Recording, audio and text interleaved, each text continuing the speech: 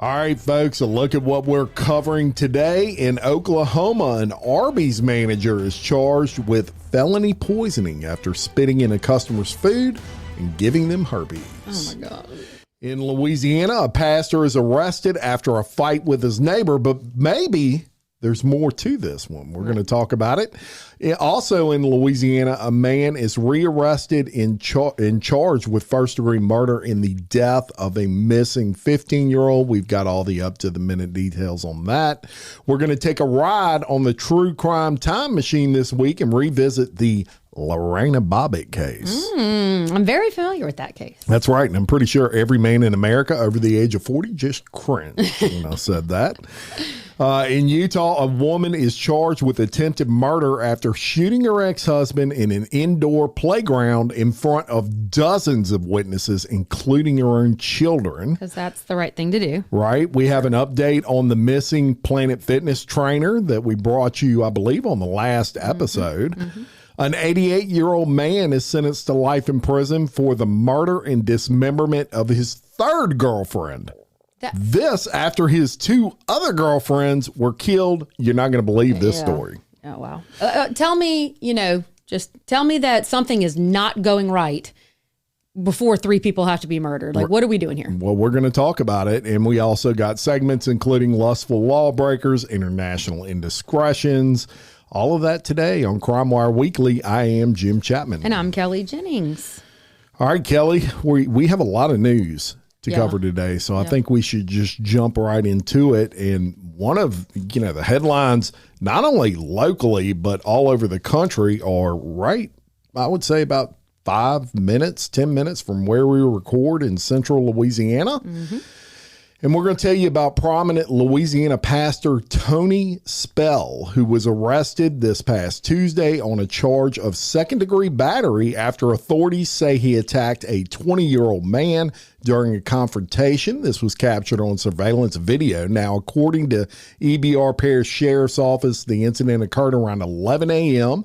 on June 23rd near Hooper Road in Central, close to the Life Tabernacle Church where Spell serves as a pastor. Now, Spell is a longtime leader of the church. He was taken into custody and booked into the parish prison on one count of second-degree battery, which is a felony. He was later released after posting bond. Now, this arrest stems from a physical altercation between Spell and the son of a neighbor with whom the pastor has had an ongoing feud with that has been going on since COVID, y'all. This victim, identified in reports as Scott Sherwin's son, was reportedly visiting his grandmother when this confrontation occurred. Now, according to the sheriff's office, the victim told deputies he was in front of his home when he saw Spell across the street at the church. The young man said he yelled out, "Fuck you," to Spell, and that was it. Okay, that was it. However, Spell then crossed the road onto the property and allegedly beat him. Now, Spell's account of this is a little bit different. He says that the kid screamed across the road that he was going to rape his wife, rape his grandchildren and his daughter, and he was also going to kill them when Spell went out of town. And this is supposedly why Spell crossed that road, according to Spell. Now, I saw the full surveillance video, and what I saw was the pastor crossing the street, this 20-year-old kicking off his shoes and punching Spell 3 times before Spell even threw the first punch. And then the pastor pretty much whipping this 20-year-old's ass, UFC style. He even applied a neck crank, y'all, which is a UFC move. So the church and this neighboring family, they've been involved in these disputes since at least 2020. There's lawsuits over surveillance cameras and other neighborhood conflicts. And in a brief statement after his release, Spell told reporters the truth will come out in court. Now, second-degree battery in Louisiana carries a potential penalty of 5 years in prison and a fine up to $2,000. And Spell, this isn't his first time gaining national attention. During COVID-19, he was actually the first church in the state of Louisiana. I don't know if he was the only one or the first one or what, but defied state gathering restrictions at his church. and he has not yet entered a plea in this case. The East Baton Rouge Parish Sheriff's Office confirmed the arrest, but they did say that the investigation is ongoing. Yeah. So if you're not from here, then we're more familiar, I think, with that there's ongoing bickering back and forth that's been going on for a long time. This is going to make salacious headlines because he's a pastor, and B, he went over there and they're going to say that he just beat up this guy. But we got to start from the jump here. And I don't claim to know every conversation or argument or dispute that's gone on between this pastor and these neighbors, but it's been pretty clear for a long time that the neighbors have been agitators of the church. From what I understand, this is allegedly because obviously I was not there, but it seems to be the mumblings amongst people here that's been going on for a long time. So they're framing this like, oh, this young guy is just visiting his grandmother, like this is some kind of wholesome thing. But if you watch the parts of the video that I've seen, he's out front, he's got his cell phone up, and he's obviously yelling something to get the attention of the pastor, and he is antagonizing this pastor. And it's real easy, I think, to jump right now and say, oh my God, what kind of pastor goes and throws a punch? Well, I'm going to tell you the kind that does. The kind that's not playing behind his family anymore. And I'm more inclined to believe this pastor on what was yelled out. Even if it was just fuck you. Why are you doing that? Why are you doing that? Why are you out in your front yard holding up a cell phone, trying to agitate someone, and then acting all shocked and bothered and a wounded bird when a pastor comes over and whips your ass? You know, I think, should we hit one another? We all know you shouldn't do that. But then again, there's a limit that any man worth his salt is going to take, and especially when it comes to his children, his grandchildren, and his wife. And so again, good, bad, or indifferent, I am not mad at the pastor right now based on things that I have personally, been told, heard, and mumblings over the last few years. Yeah, and, I'll say this. Number one, if the allegations that Tony Spell are saying are true and this kid was saying the things that he said this kid was saying, anybody's going to whip his ass. Yeah. Anybody. He deserved an ass whipping. But you know what? I have seen video of past things that these Sherwins have done. Mm-hmm. I've seen it on video. I've seen the father grabbing his nutsack, for lack of a better term, when somebody was filming him. I've seen him flipping the bird when somebody was filming him. The apple don't fall far from the tree, right? Right. And so that doesn't surprise me, the way this kid was acting. But if you're yelling those things, every action has a reaction. And Tony Spell, though he's a pastor, is also a human. He's not God. Right. Okay. He's trying to be godly, but every man has a limit. And this kid passed the limit with this pastor, apparently. And this 20-year-old, and I call him a kid, he's 20 years old. He's not a kid. Yeah. He got his ass whipped.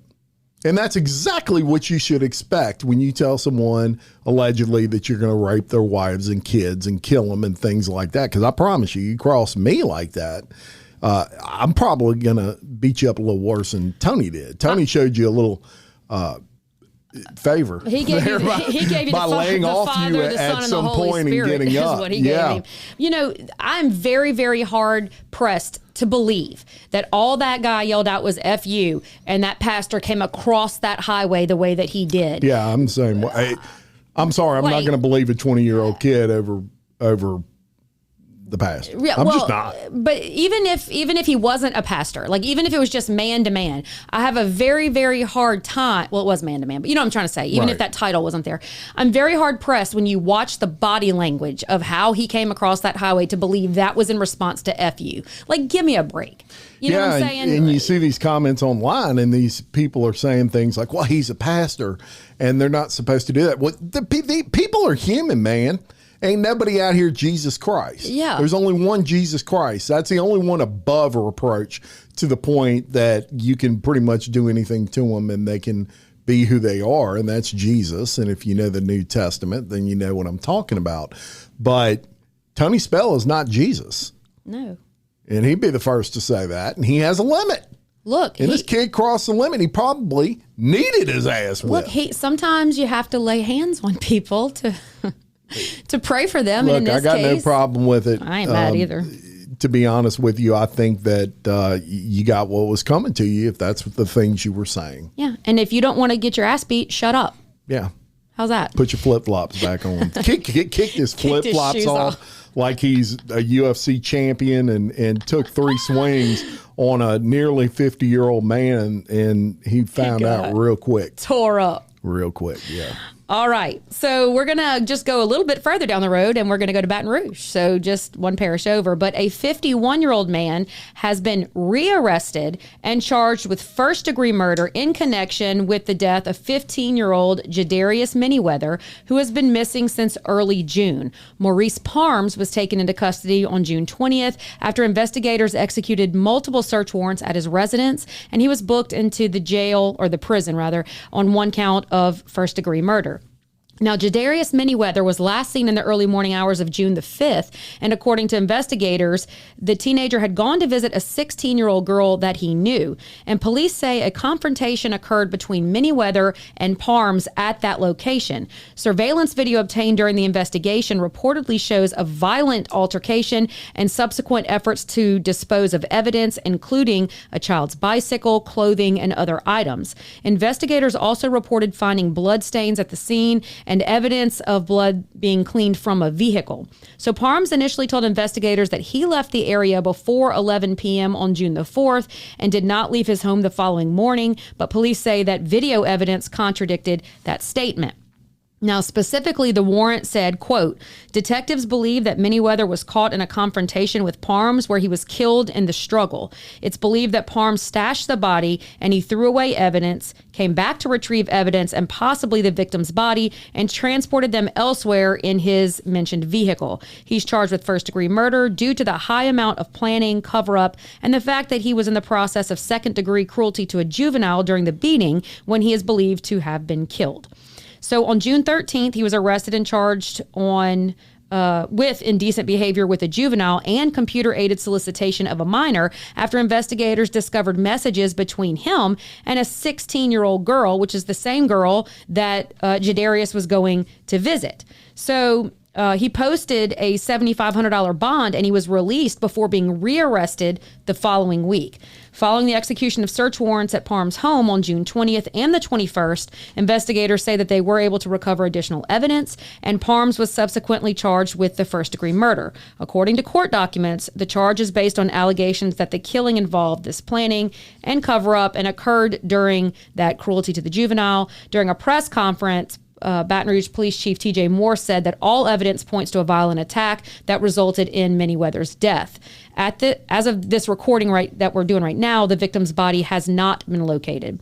On June 22nd, the East Baton Rouge Parish Commissioner Corey Tozan denied bond for Parms during his first appearance, and the investigation remains active with searches continuing in multiple locations, including areas in West Feliciana Parish. Mayor President Sid Edwards has urged the community to come forward with any information and said that authorities are determined to find the teenager. So anyone with information is asked to call Crime Stoppers. You know that number here. It's 344-STOP. 225 area code. So That's even right. if you're out of the area and you're hearing this and That's right. know something, heard something, say something. Yeah. You can remain anonymous, and they do offer, I believe it's a $10,000 reward for information leading to the conviction of someone. You remain completely anonymous. So if you're out there and you're listening and you know something, nobody will know if you tell. Right. I'm going to say this. Somebody probably knows something. It's very rare in cases that people don't run their mouth. Now, in this situation, this guy didn't have a whole lot of time to run his mouth to a friend or drink a little bit too much Old English 8-ball or whatever and mouth off to a friend. Horrible, tragic situation. Heart goes out to the family of this kid. And I've had people ask me, why doesn't why don't they make him tell where that body is? And I'm like, well, unfortunately, in our law, you have the right to remain silent, and nobody can force him to do that. Sadly, I'd love to hook him up to some sort of machine and torture him into saying it. As much as I hate to say that, this guy's if he did these things, is a piece of shit.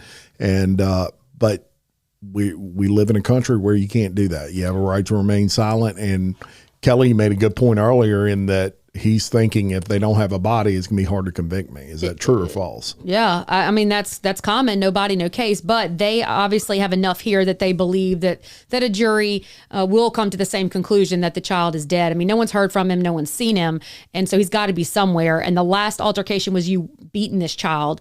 And the fact that he's already a predator, allegedly, right? Because he's contacting this teenage girl. He's, meeting up with this teenage girl. And I'm wondering if that girl maybe was either frustrated or aggravated with this guy and the contact. And so Jadarius, said something. He was taking up for her, something of that nature. Yeah. And it doesn't give a whole lot of detail, and I understand that. Yeah. This is very early in this investigation, and you certainly don't want to show your cards to a defense team or anything else.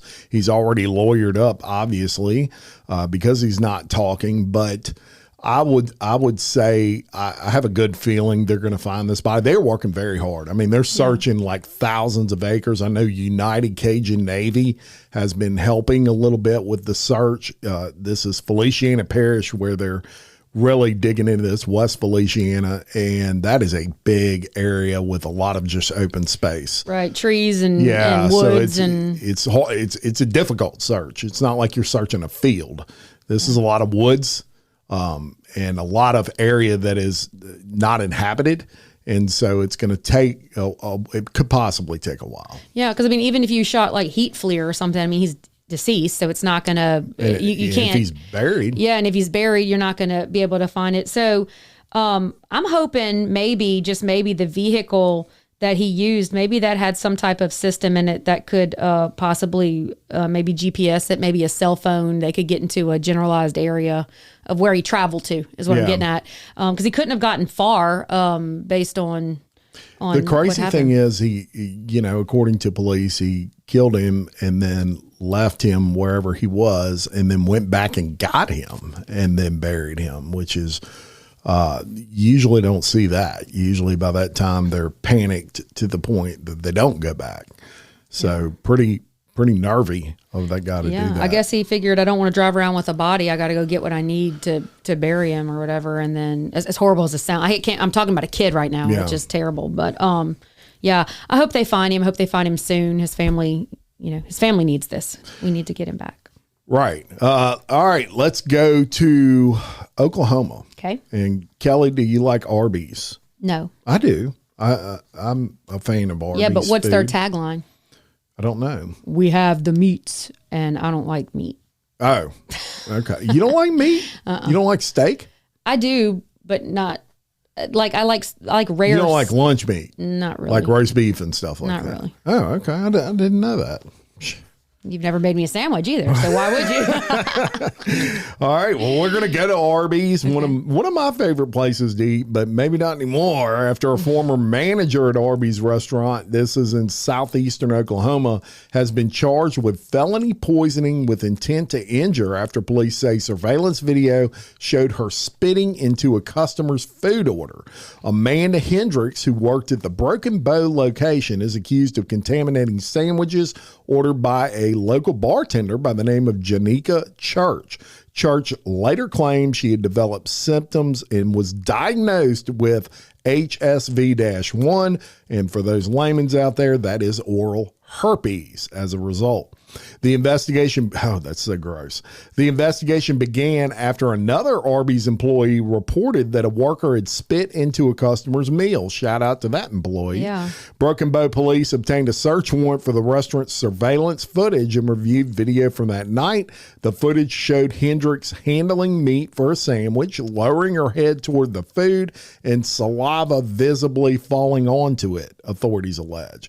Church had gone through the drive-thru late at night after finishing a bartending shift, and she told reporters it seemed like the order took a little bit longer than usual. Quote, I thought they were mad at me because they were about to close. There it is. In the tight-knit community of Broken Bow, of course, this word spreads very quickly. Church said She had a little history with Hendricks. They had known each other, but nothing major. Her daughter reportedly heard Hendricks bragging to others about spitting in Church's food, a claim that helped the family connect the timeline to Church's subsequent diagnosis. Hendricks was contacted by police, interviewed, and has since been fired, as you would imagine, from the restaurant. A warrant was issued for her arrest on felony charges for this. This is serious. The incident devastated the Church family. Her mother-in-law described fear and the emotional toll of dealing with this, and several family members, including Church, have filed a lawsuit against Hendricks, Arby's, and affiliated entities. So HSV1, herpes, is a common virus typically spread through saliva or direct contact. So if you're making out with someone that has herpes, you're going to get the herpes. Mm-hmm. It can be transmitted even without visible symptoms, and I was surprised to learn there's no cure for it. No. I was surprised to learn. That's a pretty old disease not to have a cure. Well, what they do is they have the antivirals that That's you right. take. Yeah. That's right. There are antiviral medications that can help manage outbreaks, but you can still give it to other people. Yeah. The criminal case remains pending, and Hendricks faces a serious felony charge of poisoning with intent to injure. No additional infections among family members who shared the food have been publicly reported.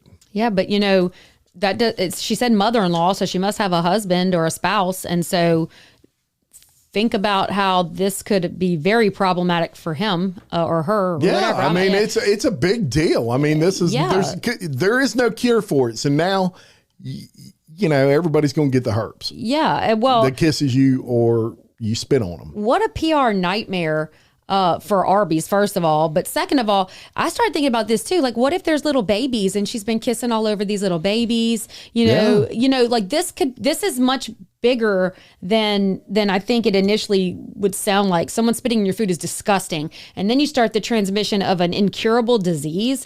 You crossed too many lines here, way too many lines here. Yeah. And I think they should throw the absolute book at her. Well, it's a felony. Yeah, so it should be. That's a good start. It should be. Because, one of the main ways, like in prison, for example, food is very serious because that's how you can control a population. If they could contaminate your food, then...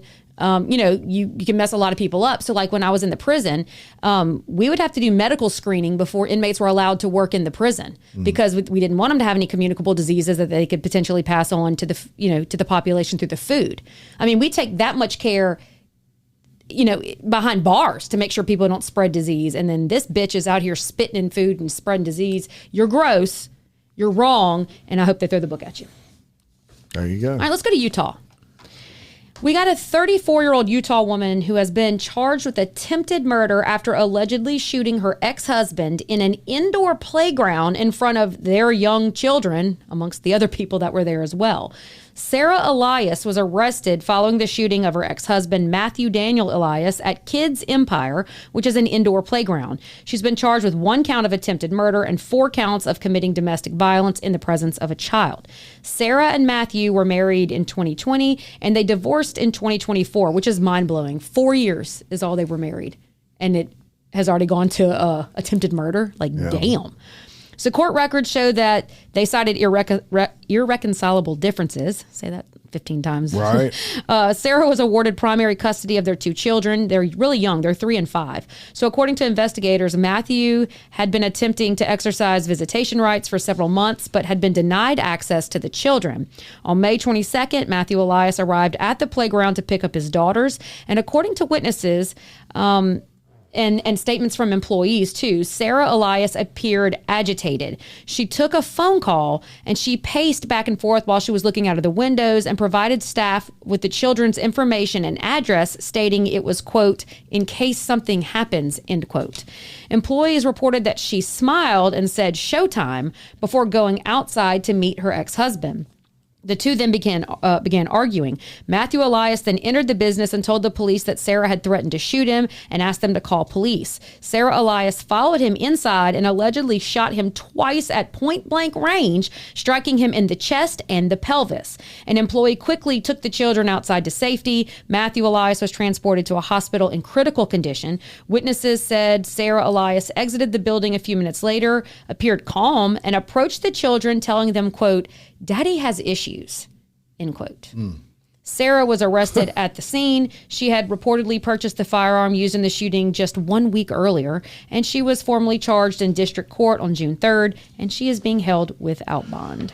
I mean, that's crazy. That is a crazy story. Not only, we cover a lot of stories where a woman shoots her ex-husband and all that, and that's unfortunately not out of the ordinary in these days and times, but you do it not only pretty much in front of your kids, but you do it in front of everybody. Like this occurs in broad daylight at a indoor playground. It's like there's no limits anymore with what these people do. She clearly was setting up. And then you're going to walk in and say, Daddy got an issue. You are the issue. Insane. You are the issue, Daddy has. Well, but when she first goes in there and tells them the children's address and information, that was very odd to me. But it just really plays into the fact that I think she knew she would be arrested. She plans on putting up a self-defense claim, and which obviously it's not. But she's going to claim abuse or some bullshit. We can wait till that plays out. But she wanted her kids to be taken, I guess, safely somewhere. But you were willing to pull a gun and just shoot into a building full of other children without any care of where those bullets went. If you missed, if you would have hit somebody else, you're nuts. Yeah. You're nuts. And hey, I'm glad he divorced you, because clearly you're not good material here for a wife. I would say not. That's probably the reason he divorced her. She's crazy. She's batshit crazy, Your Honor. Respectfully. Right. All right, let's go to South Carolina, and I've got an update on the South Carolina fitness trainer, Elena Moore. Her body has now been found. In our last episode, we told you about her vanishing after leaving a Planet Fitness gym in Lexington, South Carolina. This was on June 11th of 2026. Her body has been identified and found, but the cause of death remains undetermined following a preliminary autopsy that found no signs of traumatic injury. Moore's remains were discovered June 17th in a heavily wooded area. This was roughly about a mile to 2 miles from the gym she had been reported missing from the day she was last seen.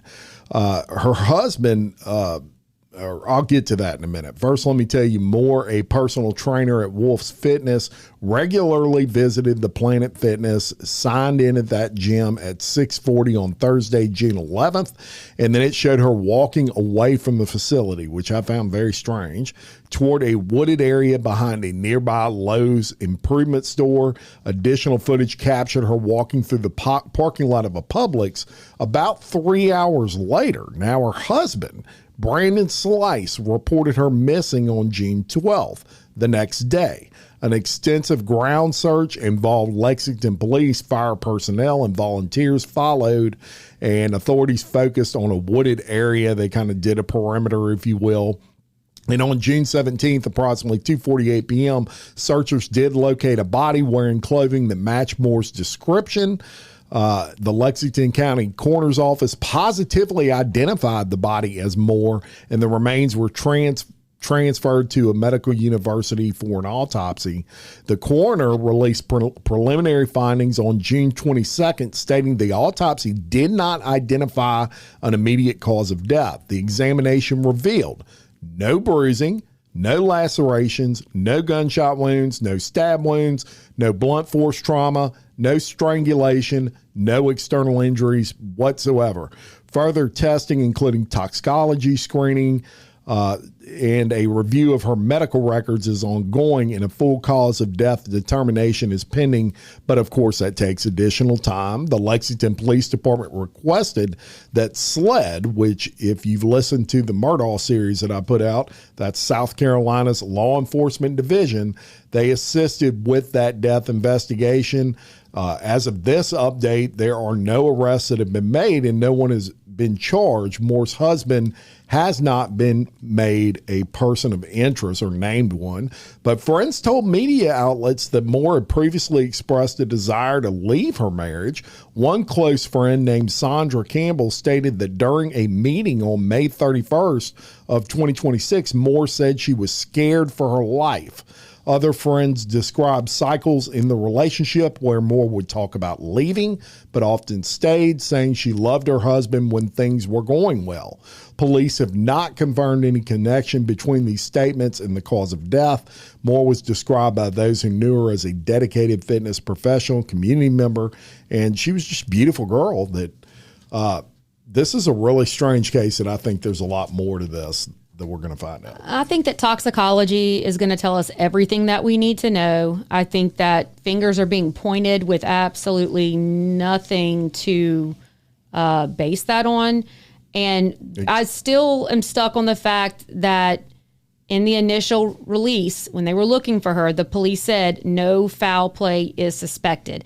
And I'm going to go out on a limb here, but I really feel this right now based on everything that I've heard, that there might have been possibly, and again, I have nothing, this is just an assumption, this is what people do, okay? And so don't take my word for this, but I think they know that something was going on with her. I think that there might have been like a mental health issue or something going on, because for there to be no trauma to the body and she's found deceased in the woods, she walked there by herself into those woods. I feel like maybe she took something and she might have ended her life out there. I'm hard pressed right now with anything that's been said. Plenty of people want to leave their marriage, and it doesn't mean that their spouse was bad. I mean, we just read a story where they divorced with irreconcilable differences, and then she goes and she shot him. You know, there's plenty of times where there's people that get divorces and there's nothing, it's just not compatible. It doesn't always mean something nefarious. And so, you know, I think it's kind of quick to point the finger at this husband who police are continually saying not a person of interest, not a person of interest.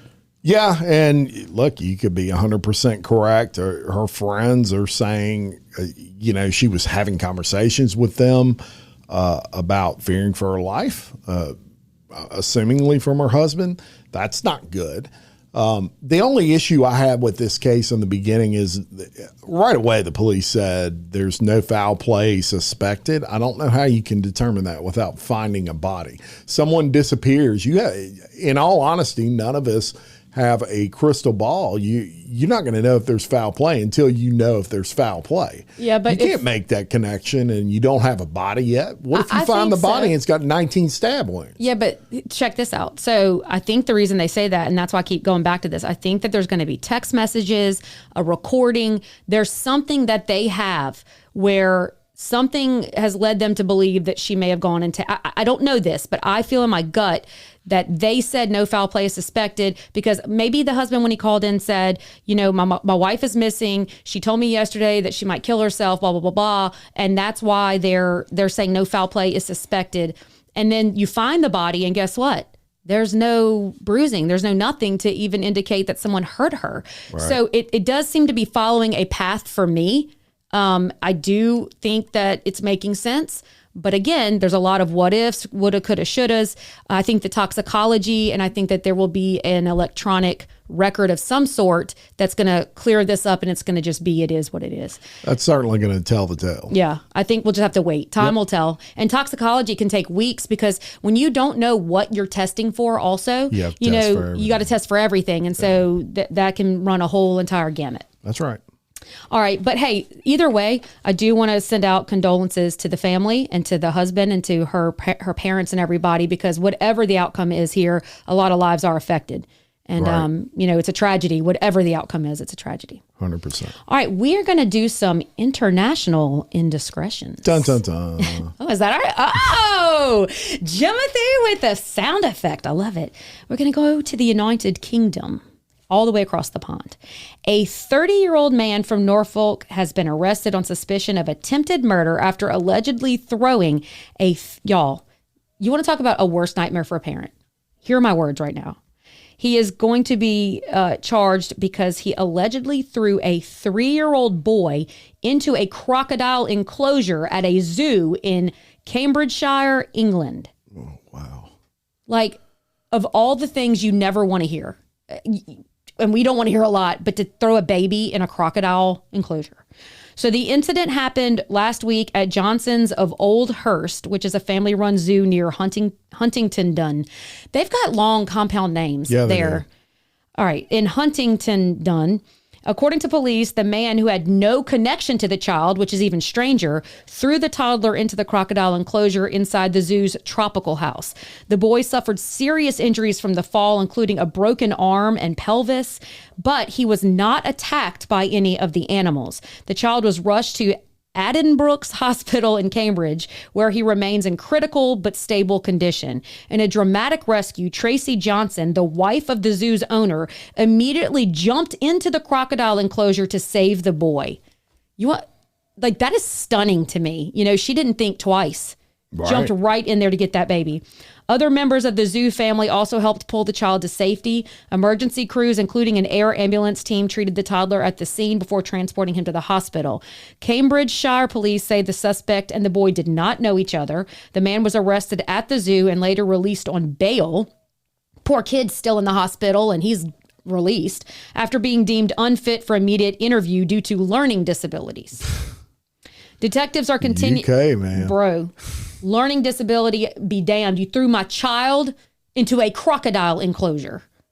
Detectives are continuing to review the footage, the closed circuit television footage, and speak with witnesses. The zoo's tropical house remains closed, and the rest of the attraction is open as normal. I mean, one of the most bizarre cases I've read, and as horrible as it would be if you knew the person and threw him in for a child or an adult and threw him in a crocodile enclosure. The fact that you didn't know the child is even more bizarre. You weren't trying to get back at the wife or something like that. No. This is a really strange situation. And, the learning disability thing really raised an eyebrow with me.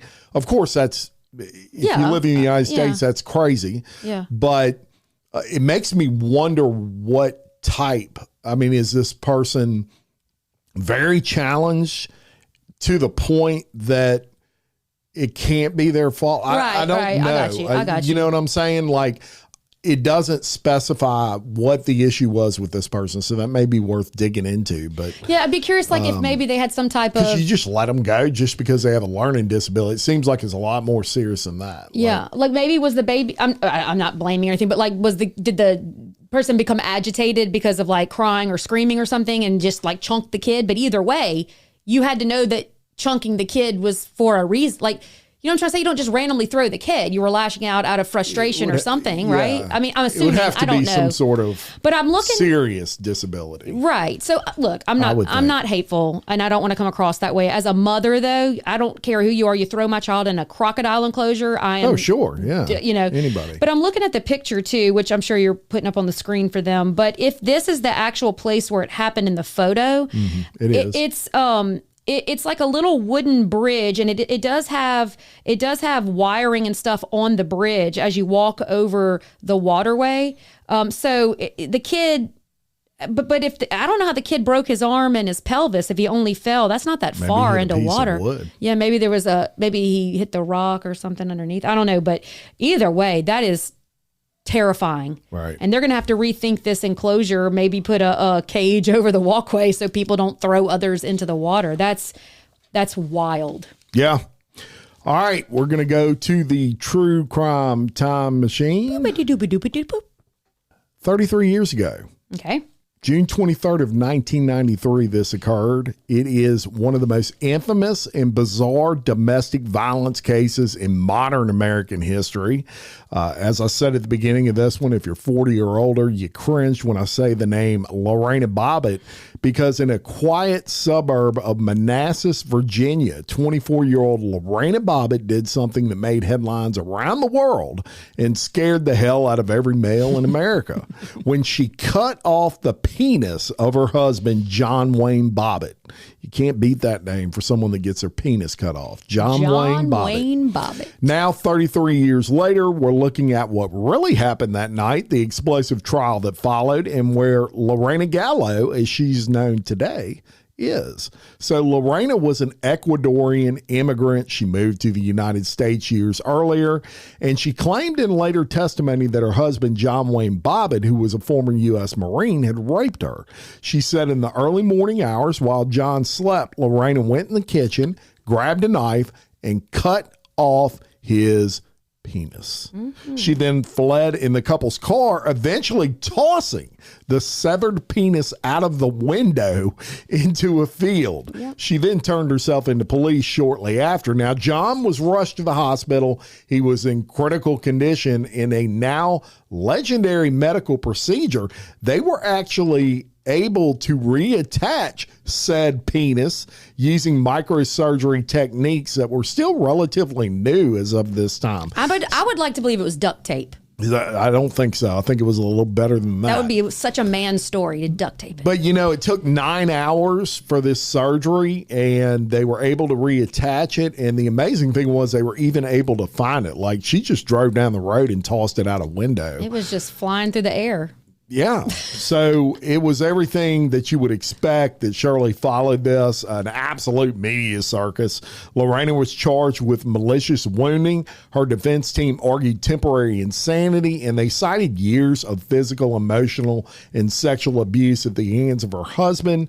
And it introduced to the world what would later be discussed in the context of battered woman syndrome. Now, in January of 1994, a jury found her not guilty by reason of insanity, and she was committed to a mental health facility for 45 days. In a separate trial, John Bobbitt was charged with marital sexual assault, and he was actually acquitted of that charge. So, as you may expect, Lorena divorces John. This is in 1995 and legally returned to her maiden name of Lorena Gallo. She largely stayed out of the spotlight for years. She worked as a cosmetologist, an administrative assistant, and later in real estate. And today she still lives in Manassas, Virginia with her longtime partner of more than 20 years and her daughter. Now, if I was her longtime partner, I'd sleep with one eye open. There's no doubt about that. Now, as far as John, after his trial, he went on to have a short-lived porn career. He was actually a recurring guest on the Howard Stern Show, and he now lives in Sarasota, Florida. In the years since, John has been arrested several times. He served jail time for violence against 2 different women, and his health, as of today, is in a major decline. But there you go, 33 years ago, and it doesn't seem like that long ago because I remember that making the headline. Oh, yeah. And so... Chick cut off his ding-ding. So I've said this before, but I'm going to do it for any new listeners that we have. But when I talk criminal justice, I had to teach this case. It was part of it. And so she actually used a defense called the irresistible impulse defense, which, if you're curious, you can know that. But I would always start this teaching with a little song. And so I'm going to sing it for the listeners right now. God, don't do that. Why? Please don't sing us a song. Go ahead. In the bedroom, the mighty bedroom, John Bobbitt sleeps tonight. In the kitchen, the mighty kitchen, Lorena gets the knife. A weenie whack, a weenie whack, a weenie whack. Okay, do we have any listeners left after that? That's golden. Anyway, I think everybody just turned the whole show off. The kids love it when I teach that, and they never forget. We're not kids. They never we're adults. I know, but I sing to the kid. They liked it anyway. But this case really was kind of an interesting one too, because in the opening statements, or it might have been the closing, actually, I don't remember. But her attorney gets up and she says, "So I submit to you, is a life worth a penis?" And I fell out my chair when I was listening to the court trial on that one. So John would probably argue it was, but it's whatever. Yeah. I mean, this was obviously a huge case and we don't want to belabor the point, but it was interesting during the case, his defense to the rape stuff was he said he would often fall asleep, and while he was sleeping, he wouldn't know what he was doing and he would have sex with her. That seems kind of like bullshit. But they had some doctors. That's why he was acquitted. They actually had some doctors that said he suffered from that. It was some sort of deep sleep syndrome where he would do things in a deep sleep and not even know what he was doing. I don't know. Sounds like bullshit to me. Yeah. But there were several doctors that came to his defense and said he absolutely had that. And she was also. If I have that and I go kill somebody, I can't say, well, I was asleep. It's not my fault. You know, a guy did try to use that defense when he killed his wife before. But something I was going to say, though, is that his character was not what, you know, you would want of a spouse. I mean, he cheated. He did all sorts of things. And that it came to light in that trial. And I think that the jury really felt for Lorena, like literally felt for her, because she was dealing with a lot. Should she have done what she did? Nah. But I don't think that she's a violent, you know, horrible woman. I mean, hell, she's been with this other partner 20 years and he still has his attachments. So, that we know. That we know of. He's still got the meat and two veg. So, you know, whatever. And he abused more women and was a charge. Right. And that's the thing. Later on in life, the pattern continued, right? Yeah. So, all right, let's go to New York. And look, this might need to be one of our like elderly, what do we call that segment? What's it called? Well, we already have a name for that segment. No, I can't remember. Oh, that's fine. All right. Well, we'll roll with this one in New York. So 88 years old. What do you think you're going to be doing when you're 88, Jim? Tell me. I have no idea. Hopefully drinking coffee and sitting on the couch. I'll be lucky to be here at 88. Okay. I know. We'll say if I am, probably chilling. Okay. I know you probably don't think that at 88 you'll already have been paroled twice. And you certainly don't think that you will have already been paroled twice after killing previous girlfriends. Right. Okay, but this guy was. So an 88-year-old Brooklyn man who was paroled twice after killing previous girlfriends has been sentenced to life in prison for the murder and dismemberment of a third woman. Harvey Marcelin was convicted in May of 2026 of first-degree murder, evidence tampering, and concealment of a human corpse in the 2022 death of 68-year-old Susan Layden. On June 10th, the Brooklyn Supreme Court Justice Danny Chun sentenced him to life. So according to prosecutors, surveillance video showed Layden entering Marcelin's apartment. This was on February 27th of 2022. And later that day, Marcelin was seen wheeling a shopping cart containing a large bag. Layden's dismembered remains were discovered the following day. Investigators determined that Marcelin had purchased an electric saw from a Home Depot in the days leading up to the discovery of the body. At trial, Marcelin maintained his innocence. A witness testified that she went to the apartment to use drugs and saw Layden's body inside. Marcelin's criminal history dates back decades. So in 1963, he fatally shot a girlfriend. He was paroled in 1984 after telling the parole board he had no interest in pursuing relationships and planned to care for his elderly mother. After his release, Marcelin killed another woman that he was living with. Her dismembered remains were found in Central Park, so he was convicted and returned to prison. And then in 2019, the parole board thought it fit to parole him a second time. During his parole hearing, he told the board that he and the victim had argued over rent and that he just went berserk. He expressed remorse and he stated, "I give you my word, I will never reoffend." At sentencing, Justice Danny Chun addressed Marcelin's repeated pattern of violence. The judge stated that every time he had been released from prison, he killed somebody else. Chun expressed serious doubt that Marcelin would not reoffend if released again, regardless of his age, and so he will serve a life sentence for the murder of Susan Layden. Yeah, I would express serious doubt as well. You can't make that shit up. Three different romantic interests that he killed, and he was released twice. What do you think's going to happen? 88 years old. He ain't never going to stop. New York, and I know we have listeners in New York, and I love people and stuff like that, but things happen in New York that I just cannot understand. I cannot possibly understand. You dismembered people, and you were paroled? And here's the crazy thing about this story that really got me. 2022 was when he got released the last time. So it was 4 years ago. So he was 84. You've been in jail twice at that point for killing spouses or romantic interest or whatever. He managed to get another girlfriend at 84 years old with that kind of record. She don't know. But I mean, you're 84 and you've been in prison your whole life. How can she not know something? Well, I mean, this is in New York. It's the same. All you got to do is Google his damn name. Yeah. Well, here's the thing. It's going to show up. I mean, we've also got a witness here saying that they went to the apartment to use drugs. So I think we have a lifestyle here that's probably lacking at 84 judgment calls. That's what it says. That's wild, bro. But either way, you don't deserve to be murdered. And I mean, 84 is old. 3 women 3 women are dead today because of this one man, and a parole board decided not once but twice to let him out. Shame he said, on that. He's going to do it again. Yeah, he's going to care for his elderly mother. Okay, well, what about those other women? Shame on that parole board. Sorry, don't agree. All right, let's go into Lustful Lawbreakers.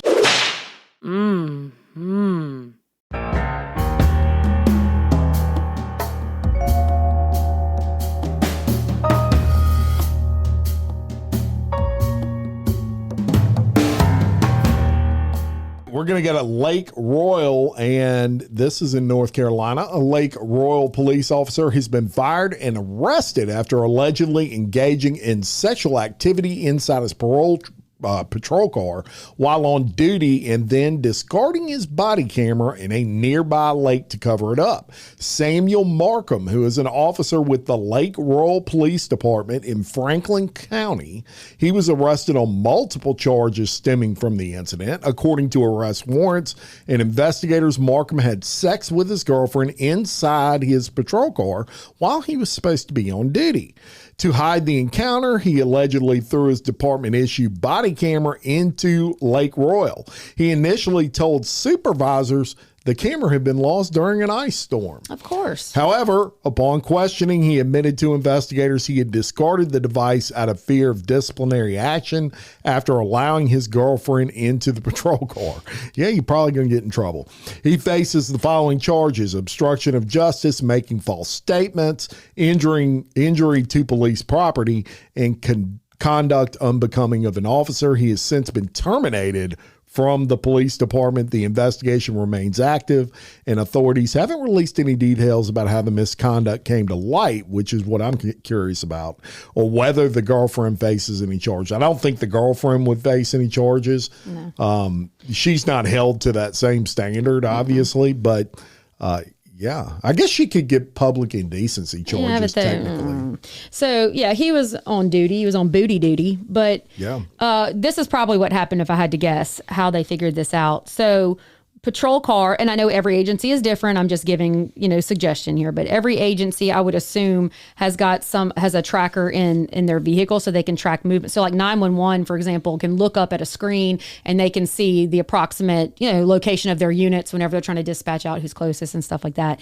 Also, if he was being radioed and he was not answering, that would also indicate that he was busy. And if he hadn't radioed in and said, hey, I'm going to be busy for a minute, then that was an issue. So I would assume that might have played a role in that they could tell by lack of, location or patrol movement, and then maybe not answering radio or something. And that might have sparked the investigation. Yeah, I mean, I've seen that before. That's why I'm saying or that. Someone saw him. One of the two. They could have. But the other issue too that people don't think about is that if he tossed the body cam, anything that happened on that cam prior to that sex encounter, when he threw it in the lake, that was evidence of, that could have been used in other cases, and so that poses another problem. Yeah, assuming it wasn't downloaded. I mean, I don't know what the process is there. If your body camera gets turned in every night and it's automatically downloads or what. But you would think in these days and times, and look, someone out there with some money may want to invent this if it's not already invented, but it should be like a Bluetooth or like a cloud type thing that they have with security cameras at a building. A lot of that stuff, there's not tapes anymore. When it records, it goes to a cloud. Yeah. Should be the same with body cameras. That way you can't destroy the evidence. You throw the body camera away, the recording's still in space. Or here's an idea. Take the body cam off while you're busy. I mean, you shouldn't be doing that anyway, but would you leave it on? Yeah, I don't know. But all that could be avoided if you just upload it to a cloud. Yeah. Or if when it's turned on, it automatically uploads just like a security camera. Yeah. Same way. I mean, hey, someone do that. Yeah. Elon, quit going to the moon, fix body cams. Okay. Let's go to California. So a California man who had previously been charged with stalking his estranged wife, including applying for a job at her workplace and installing multiple tracking devices on her car, is now facing murder charges after allegedly stabbing her to death. Maria Parra, I almost rolled it, Parra. I think it's Spanish, Parra. How would you say that? However you go. All right. Maria Parra. She was 45 years old. Is how I would say. Okay. She was 45 years old. She was found with multiple stab wounds inside a San Jose home on June 11th. Her estranged husband, Pablo Aguilera Mora, 46, was also at the scene suffering from self-inflicted stab wounds. Parra died from her injuries at a hospital. In her final moments, she was able, though, to identify Aguilera Mora as her attacker. The murder came after months of alleged harassment, and in March 2026, Aguilera Mora was charged with stalking after Parra reported a pattern of disturbing behavior, including slashing the tires on her vehicle, applying for a job at her workplace, attaching 3 tracking devices to her car, sending her more than 100 texts and voicemails, showing up at her job. I mean, this guy was out of control. Parra had obtained an emergency protective order against him. Despite the charges, Aguilera Mora was released pending further proceedings. So June 11th, officers responded to a report of attack inside of a residence in San Jose. They found Parra suffering from multiple stab wounds and Aguilera Mora with self-inflicted injuries. A witness who called 911 reported that Aguilera Mora threatened them during the incident as well. Parra was rushed to a hospital where she did succumb to her injuries, and Aguilera Mora survived and was taken into custody. He is now being charged with the murder in addition to the prior stalking case. Yeah, and you almost look at that record and you could see how that was going to end up. What more could she do? Man, this guy even applied to the same job as her. Tell me how scary that would be. You have an ex that is going so far as to, and I don't know where she worked, but go fill out a job. And I'm sure she was like telling them people, man, don't hire him. Yeah, keep him away from me. But how crazy do you have to be to do things like that? This guy was not going to stop until she was killed, sadly. Yeah, and she knew. Horrible. She knew in her gut how scary this was. I can tell you in my own life, I had a ex-boyfriend one time that I went to bed because I was tired. And when I woke up, my voicemail was full because he had left so many just horrible messages and things. I'm like sleeping. So crazy is something that you cannot combat. I would equate this to these fanatical terrorists, that blow up buildings and stuff like that. You cannot, that that's dangerous, but you can't predict what's going to happen. And there's no way to defend yourself from it 24/7. There's nothing you can do. I mean, if someone wants to hurt you, they're going to hurt you. If they want to find you, they're going to find you. Yeah. And so this was a murder-suicide attempt, I would assume. But dangerous, so dangerous. That's scary. And I'm so sad for her. Yeah.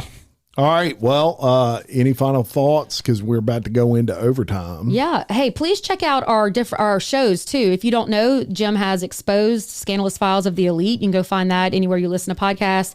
And I have Unspeakable, a true crime podcast by Kelly Jennings. Go check us out. Different types of shows. And so it's not just like our news stuff here. You can go listen to cases and do deep dives or short stories, whatever you're wanting to check out. Right. And so as I've been doing up until, and I don't know why, it just seemed like a cool idea to do. I wanted to give everybody a little extra until 4th of July. So until 4th of July, these episodes of Crime Wire Weekly, we're going to play the overtimes on the regular feed so you can see what these people who get the overtime segments get. And if you want to consider checking those out, you can. The individual Patreon pages for each of us are linked in the description of this podcast. So until next time, I'm Jim Chapman. And I'm Kelly Jennings. We're your hosts of Crime Wire Weekly. And we're going into overtime.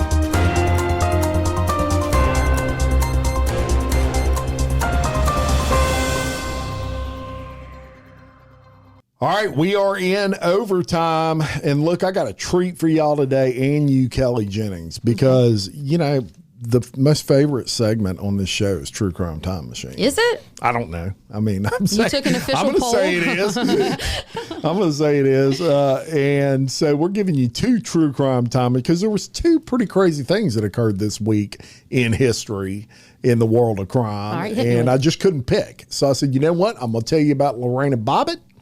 And I'm going to tell you about this one. Okay. So on this day in 1897, so we're going back 150 years or so, 130 years, New Yorkers opened up their newspapers to one of the most shocking discoveries in the city's history. What began as a routine morning on the East River quickly became a national sensation, even back then when a dismemberment murder that exposed a deadly love triangle came to the surface. That's right. Dismemberments back then were not as common, y'all. Nowadays, it's every week. We could cover one. But back then... Think about transporting the body back then. Yeah. Whoa.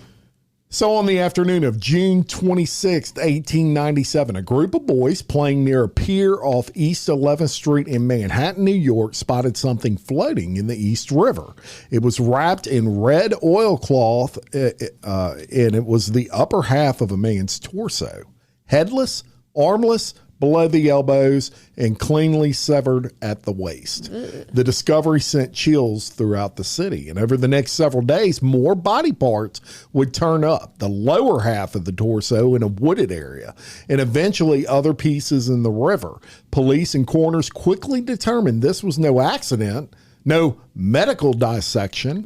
Someone had deliberately and brutally dismembered a man and tried to scatter the evidence across New York. The victim was soon identified as William Gudensuppe, a 45-year-old German immigrant who worked as a rubber. A rubber? A rubber. How do you work as a rubber? Which is a masseur. Oh.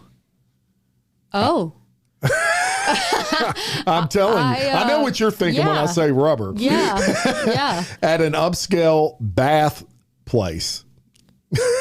Dear like God. a bathhouse. So he was a masseuse at a bathhouse, but they called him a rubber. A rubber? No, quit thinking you're thinking condom rubber. I am. Rubber, like rub your arms. I got it. Rub your shoulders. He was a rubber. I'm a rubber. That's what they called him back then. Come on down to the rubber house. So anyway, this was at an upscale bathhouse in the area, and he was a physically powerful man known for his strength and generally quiet demeanor. But behind that unassuming life was a tangled and dangerous romantic entanglement. Mm-hmm. He had been living with Augusta Knack, a German-born midwife in her early 40s, who also owned the building where he rented a room, so he got free rent. Their relationship was passionate but volatile. Knack was also involved with Martin Thorne, a barber, and her other lover. So she had 2 lovers. She had a rubber and a barber. Damn, I wonder what she looked like. She probably pretty attractive. Had 2 men, one of them being a rubber. Yeah. I mean, you can't beat having a rubber as a husband or as a boyfriend, right? No. The 3 were locked in a bitter love triangle that would end in murder. Why you keep doing this? I don't know. Y'all, if you're looking on the video, she's about to rub her neck. You're rubbing. I'm rubbing. I'm talking about a rubber and you're rubbing your throat. I too am a rubber. Anyway, we'll get back to the story. On June 25th of 1897, the day before the torso was found, Gudensuppe was lured to a small rented cottage in Queens. According to Thorne's later confession, Knack helped set up the trap. When he arrived and went upstairs, Thorne was waiting behind the door. He shot him, Gudensuppe, in the back of the head. As the wounded man lay dying, Thorne and Knack dragged him into the bathroom, where Thorne used a straight razor to finish the job and methodically dismember the body in the bathtub. With a straight razor? Yep. Go! That's a lot of work. Oh, yeah. They wrapped the body parts in red oilcloth and paper, weighted some with plaster of Paris, and dumped them in the East River and nearby woods. The couple then calmly took the ferry back to Manhattan, and what followed was one of the most sensational criminal investigations of the Gilded Age. New York's fiercely competitive newspapers, particularly the yellow press outlets owned by William Randolph Hearst and Joseph Pulitzer, turned the case into front page gold.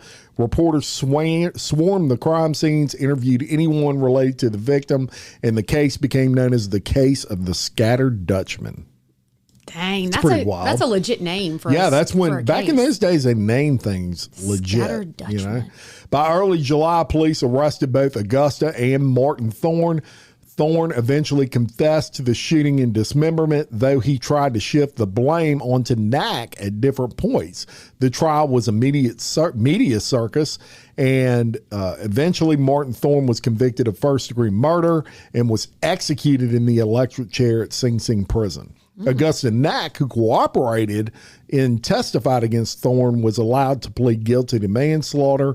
In January of 1898, she was sentenced to 15 years in prison, but she only served roughly 9 to 10 years before being released. In more than 125 years, this case still resonates. It offers a window into the immigrant life of 19th century New York. And there you have it. Well, look, I looked up oilcloth because I'm ignorant. Pretty wild story. Do you know what that is? I didn't know what it was. Cloth with oil on it? No, I don't know. It's basically a heavy-duty tablecloth. Like, it's like rubbery, like looking just like, like you go on a picnic, like with a thick plastic thing or whatever. Mm-hmm. But like, I know you've just said a bunch of horrible stuff, but I was stuck on how like eloquent the scattered Dutchman sounded. But I guess it sounds better than the cut up rubber, but like, scattered Dutchman is so eloquent for a murder. But this is cool. Are you putting those on the screen for people? Yeah, so they can see? They're seeing all that. Yeah, you can see the paper and everything. I'm showing is that her? For the Patreon members the actual newspaper clipping. That is her. She's not that pretty. I mean, bruh, how dare you? Well, I'm saying because you said she must have been good looking to get 2 men. Well, I mean, she might have had other talents. Look, back then, it's 1897, Kelly Jennings. All right, fine. She's gorgeous. I love it. She might be for them times. Shit. It's right after the Civil War. Okay. She didn't looked like shoot. She brushed her hair every day. Anyway, y'all can see what she's talking about on the page. She ain't worth getting cut up over. All right, let's go to Florida. Deal in Florida. Rubber. Okay, the cut up rubber. That's what that would have been my title. All right. A 40-year-old Wal-Mart cashier has been arrested and charged with felony grand theft after deputies say she hid a critical receipt needed for an elderly man to claim his $2,700 Florida lottery winnings. That chaps my ass. You don't do anything to the old people. All right, Tamika Hall was taken into custody following an investigation into the incident that occurred at a Walmart. Investigators say the elderly victim, who was a regular customer, went to the store to redeem a winning Florida lottery ticket worth $2,700. Because the prize exceeded the store's redemption limit, Hall scanned the ticket and provided instructions on how to claim the winnings at a lottery office. She was supposed to give him the official validation receipt required to collect the prize. Instead, surveillance video allegedly shows Hall folding the receipt and slipping it into the left pocket of her uniform vest before leaving work for the day. Hours later, the man returned to the store after realizing he did not have the receipt and could not claim the prize. Store management reviewed the security footage, which appeared to confirm Hall had pocketed the document. The manager then contacted the sheriff's office.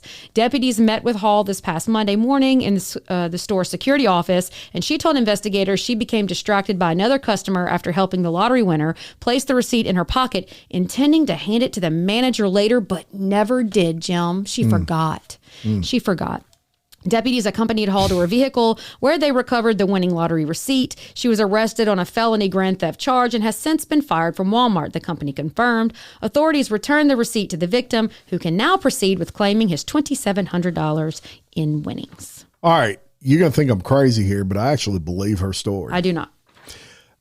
You could do nothing with just the receipt. He had the ticket. She didn't know that. Yes, she did. She had to know that. Anybody would know you can't just bring the receipt. You have to have the ticket. I wouldn't have known that.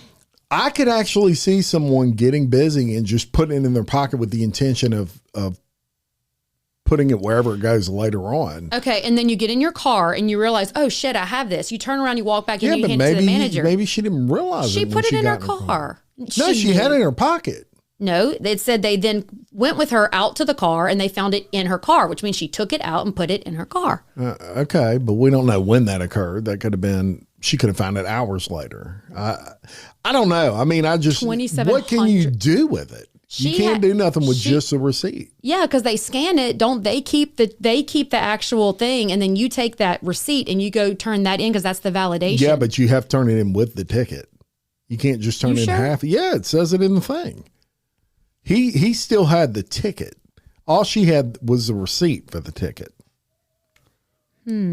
So, I mean, you have to have both. Well, so it says he went to the store to redeem the winning ticket. She scanned the ticket and provided instructions on how to claim the winnings of the lottery. She was supposed to give him the official validation receipt, which is required to collect the prize. So I don't think you need the ticket. You just need the receipt. I don't know. I don't play it too. I don't either. We might be wrong. But either way, I'm not buying this. I think that you put it in your pocket because you knew, and then you brought it out to your car. You took it out. You knew that you took it, and you didn't bring it back in. I got a problem with it. Maybe I'm mean. Maybe you're right. I don't know. If somebody out there knows, let us know. Shoot us a message and let us know if you got to have both or one. I would think you have to have both, but maybe that's just me. I just don't know what I'm talking about. All right, let's go to the Dominican Republic via Kansas City. Okay. All right, and I'm going to tell you about a football player, football star actually for the Kansas City Chiefs that has a problem. Okay. He's an NFL veteran, and he's named a person of interest in a homicide probe, and it all stems via this story. The skeletal remains of a 22-year-old woman missing since 2021 were discovered buried in the backyard of a gated community property in the northwest or northern resort town that was previously owned by Kansas City Chiefs defensive tackle Michael Pennell Jr. Carly Roach went missing on September 11th of 2021. Kind of a strange date, right? Yeah, I know. September 11th just gives you. Yeah, her family last heard from her on September 5th of 2021 when she told her grandmother that she was visiting an athlete friend, quote unquote, in Puerto Plata area. How you like that? Spanish for you. You're so Spanish. And planned to return home the following Monday. In January of 2026, the new owner of the property, which Pennell sold in 2025, discovered the remains during excavation work. The body was identified as Guzman Roach in March of 2026, leading Dominican authorities to reopen the case and treat it as a homicide. Pennell has been named a person of interest, and no charges as of now have been filed against him. Cause of death has not been released. An ESPN investigation published this week found that witnesses, including Roach's grandmother, told Dominican police in 2021 that Pennell had an ongoing romantic relationship with the victim. She said that Pennell would send taxis to pick up her granddaughter when he visited the island, and the two spent time together. It seemed like they were dating, right? She positively identified Pennell in photographs provided by investigators, saying there was zero doubt that was him. Police visited the property with family members days after the disappearance on reports of a strong odor emancipating from the backyard. Officers conducted a limited search but attributed the smell to a dead animal or pest spraying reportedly done by associates at the villa. The backyard was not fully excavated at that time. Witnesses told police that they were seen together departing Santo Domingo Airport in a taxi in January of 2021, and other statements placed the two together on multiple occasions. Pennell, he has strongly denied having any relationship with this person. In statements to reporters, he called the allegations fake news. So I think he's got some problems because not only does he have the grandmother saying, oh yeah, that's him, but they find the body in the backyard of your house. Yeah. At that time. Yeah. So. Yeah. And I bet you $1 million. Well, I don't bet you any money, and this is just the thoughts here, but if she's from a different country and then she comes in to visit and then goes back and forth, he assumed that she would just be a missing person because she's not. You know what I'm trying to say? I don't think that he thought it would go any further. Yeah. You can bury her in your backyard because nobody's going to be looking for her. No one's looking for her. Yeah, they don't know we're affiliated, maybe he thought. And yeah, I mean, he's sending taxis. I don't know, we're just guessing. Think about it, though. You're sending taxis to get her. You're not picking her up yourself, so you're distancing yourself from her. So, that's horrible. He's got problems. And you can't just say fake news to a body in your backyard. News. Fake news. No, bro. I never knew her, but her body's in my backyard. Right. And people are saying we knew each other. Right. Sure. Call bullshit. Sure, we all believe you, buddy. Okay, we're going to stay right here in Denham Springs and do a little swamp shenanigans. Ooh. How do you feel about that? I like it. All right, so a 50-year-old man wanted on 18 counts of vehicle burglary in St. Tammany Parish was captured Monday evening in Denham Springs after fleeing from Livingston Parish deputies and leading them on a foot chase near a local subdivision. Terrence Washington was arrested on Rushing Road after deputies responded to reports of him being in the area near the Days Inn the Days Inn Hotel right here along Range Avenue. According to the Livingston Parish Sheriff's Office, Washington took off running across the interstate, which if you know where we're at right here, that's a lot of lanes of high-flying, high-volume traffic. Yeah. Wow. What is that, 6 total? 6 lanes and a median in the middle. Yeah. And with a girder. Yeah. I mean, you got to jump the girder. Okay, so he's running across the interstate when deputies attempted to make contact with him. The pursuit ended near a subdivision off Rushing Road where he was taken into custody. Livingston Parish Sheriff Jason Ard said Washington was wanted by the St. Tammany Parish Sheriff's Office on 18 counts of vehicle burglary, and he was also wanted locally by the Sheriff's Office on charges of felony illegal possession of stolen property and resisting an officer. So this guy doesn't sound like someone you want around your things. No. All right, so some reports indicated Washington was considered armed and dangerous due to allegations that firearms had been taken from some of the burglaries, and deputies took Washington into custody without further incident, and he was booked into the Livingston Parish Detention Center. So the arrest comes after Washington had been actively sought by multiple agencies in connection with a string of vehicle burglaries in St. Tammany, and Livingston Parish authorities had been assisting in the search after receiving information that he was in the Denham Springs area. No injuries were reported during the chase or the arrest. But we have a cool picture of him face down in the grass. Look, and running across that interstate, if any of y'all out there around my age, you played Frogger. Yeah. And that's like playing Frogger, man. Yeah. Like for real. 70 miles an hour both directions, and you got 6 lanes of traffic. He didn't want to go to jail. No. That tells me that. Because I'm stopping before I got to run across the interstate and saying, all right, that is going to wrap up overtime. But, I'm not done with surprises. We're gonna release an extra episode in celebration of my favorite holiday of the year, which is Independence Day. You love the 4th of July. You always have. Love it. Yeah. You even got me a T-shirt. I did. I'm excited. I did. And actually, now would be a good time to join those Patreons because we're going to dress up special for 4th of July episode. So July 3rd, we're dropping an episode. That's our normal drop day. So we're going to drop an episode July 3rd in our, I guess, July 4th best. Yeah.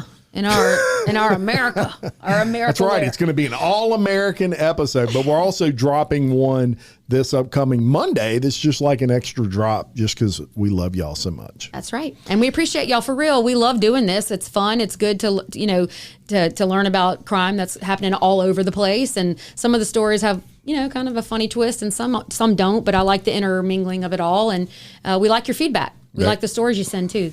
Unless your feedback's negative, then Kelly don't like it and she won't read it. Yeah, I don't read it. I don't read them. If you talk shit, she ain't seeing it. Yeah.